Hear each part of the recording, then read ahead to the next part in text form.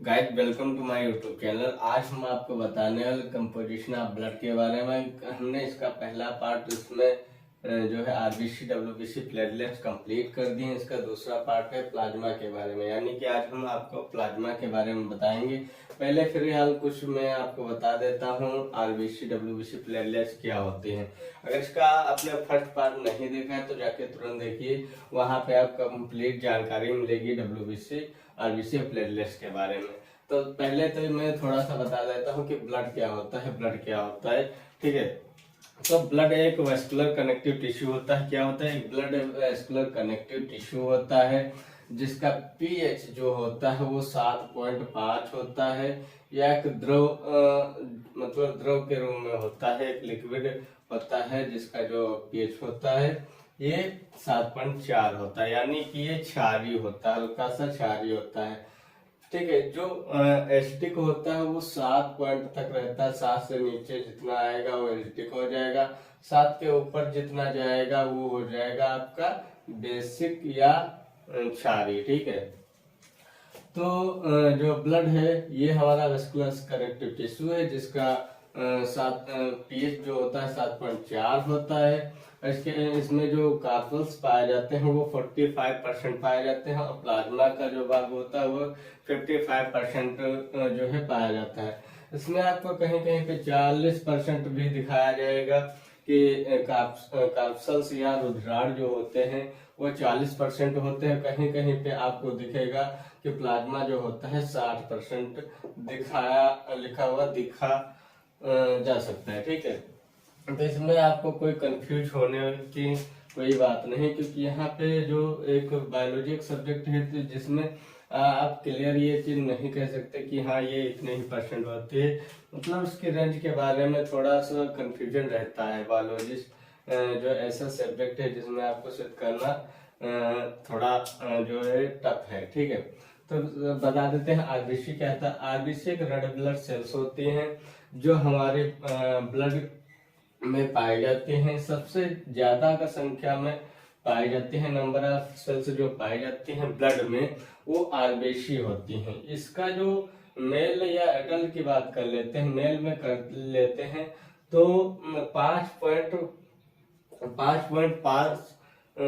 5 से 5.5 तक जो मिलियन प्रति एमएल में आरबीसी की संख्या होती है। या बोल सकते हैं कि 50 से 55 लाख प्रति एमएल में इनकी सेल्स की संख्या जो आरबीसी की होती है। इनका जो प्रोडक्शन होता है आरबीसी का वो बोन मेरो से होता है, और एडल्ट में बोन मेरो से होता है। और जो फीटस होते हैं, मतलब जो माँ के गर्भाशय में रहते हैं एम्ब्रियोनिक स्टेज में, उनमें जो है लीवर में आरबीसी का निर्माण होता है। किसमें होता है? लीवर में आरबीसी का निर्माण होता है। जो डब्ल्यूबीसी यहाँ पे है, ठीक है, ये हमारी प्रतिरोधक क्षमता को बढ़ाती हैं। अगर इनकी कमी पड़ जाती है तो हमारे अंदर बीमारियां उत्पन्न होने लगती हैं। आरबीसी का जो जीवन काल था वो 120 दिन का था, ठीक है। तो हमने देखा कि जो एडल्ट में इनकी संख्या होती है 5.5 से 5.5 मिलियन प्रति एमएल होती है। लेकिन अगर फीमेल की बात कर लेते हैं तो उसमें होती है 4 से 4.5 मिलियन प्रति एमएल, ठीक है। इसका जो आरबीसी का लाइफ स्पेन होता है 120 डेज का होता है। इसकी जो कमी से जब आरबीसी की कमी हो जाती है तो एनीमिया डिजीज हो जाती है, जिसमें हम बोल सकते हैं कि हीमोग्लोबिन की कमी हो गई। किसकी कमी हो गई? हीमोग्लोबिन की कमी हो गई, तो एनीमिया डिजीज हो जाती है। एनीमिया डिजीज हो जाती है, ठीक। उसके बाद जब इसकी संख्या बढ़ जाती है तो क्या होता है? इसकी संख्या बढ़ने पे हाइपोथैलेमिया डिजीज हो जाती है।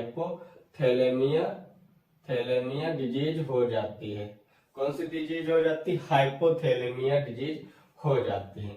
डब्ल्यूबीसी की जो लाइफ स्पेन होता है वो 7 से 9 दिन का होता है। कहीं कहीं पे आपको 4 से 7 दिन का भी दिख जाएगा, तो इसमें कंफ्यूज होने की जो है बात नहीं है। तो इसका जो लाइफ स्पेन होता है वो 7 से 9 दिन का होता है। ये इसका जो मैंने पिछली वीडियो में बहुत ही अच्छे से ये कई प्रकार के भी होते हैं, जैसे ग्रेन्युलोसाइट, एग्रेन्युलोसाइट और उसके भी कई पार्ट होते हैं। तो सारी चीजें मैंने उस वीडियो की लिंक जो है बायो में दे दी, डिस्क्रिप्शन में दे दी, वहां से जाके आप देख सकते हैं। इसकी जो कमी से जो डिजीज हो जाती है वो ल्यूकेमिया है। मतलब इसके जब ये इंक्रीज हो जाती है, WBC की संख्या जब इंक्रीज हो जाती है तो ल्यूकेमिया डिजीज हो जाती है। कौन सी डिजीज हो जाती है? ल्यूकेमिया डिजीज हो जाती है। और जब इसकी कमी हो जाती है तो ल्यूकोपेनिया डिजीज हो जाती है। कौन सी? ल्यूकोपेनिया डिजीज हो जाती है। प्लेटलेट्स जो इसकी संख्या होती है एडल्ट में, वो मेल हो चाहे फीमेल हो, उनमें 10,000 से लेकर 4,000 से लेकर 11,000 तक होती है। कितनी होती है? 4,000 से लेकर 11,000 तक होती है। प्लेटलेट्स क्या होते हैं? प्लेटलेट्स का जो फॉर्मेशन है वो बोन मैरो से होता है। कहाँ से होता है? बोन मैरो से होता है। और इनकी जो डेथ होती है वो ब्लड में या स्प्लीन दोनों में हो सकती है।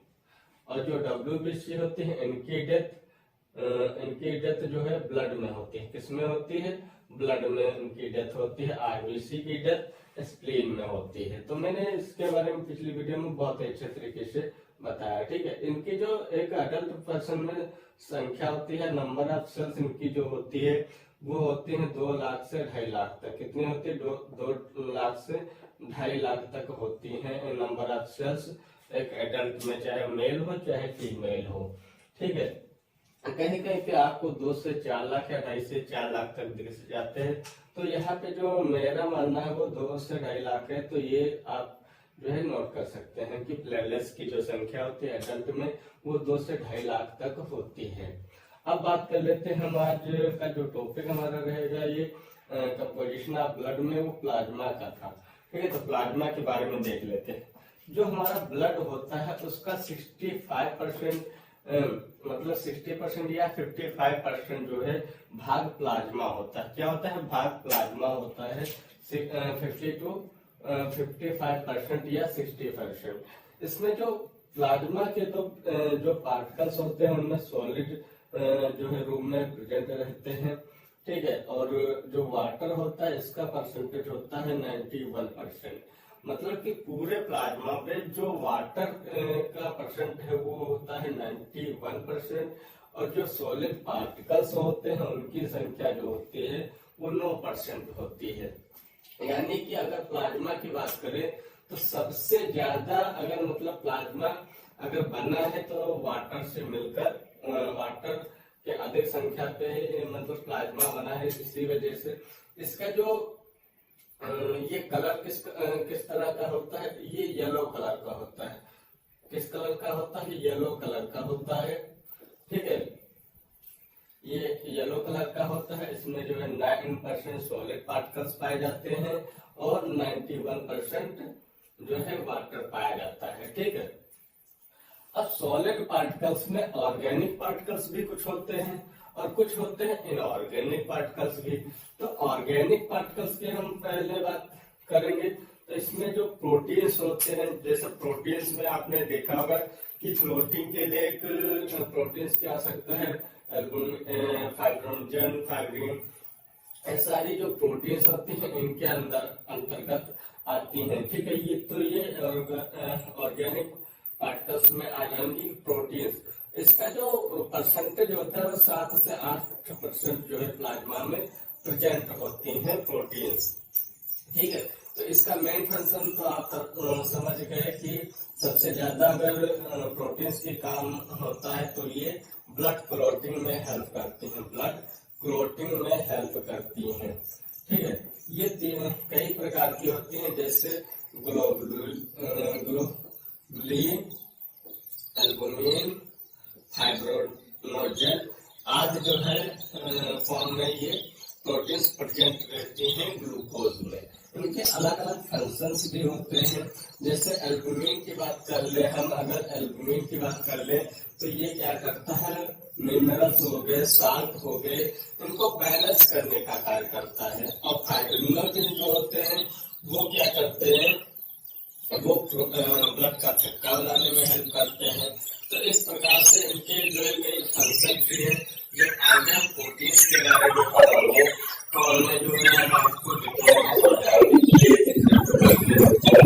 अप्लाई की थी, ठीक है। इसमें लिक्विड में करने का होता है, एनर्जी से प्राप्त होती है, ठीक है। अगर ग्लूकोज मिला तो एनर्जी कहाँ से प्राप्त होगी, तो जो है इसमें ग्लूकोज भी हमारा प्लाज्मा में पाया जाता है, इसके टूटने से एटीपी का निर्माण होता है, जिससे हमें एनर्जी प्राप्त होती है। इसमें यूरिया हमारे शरीर में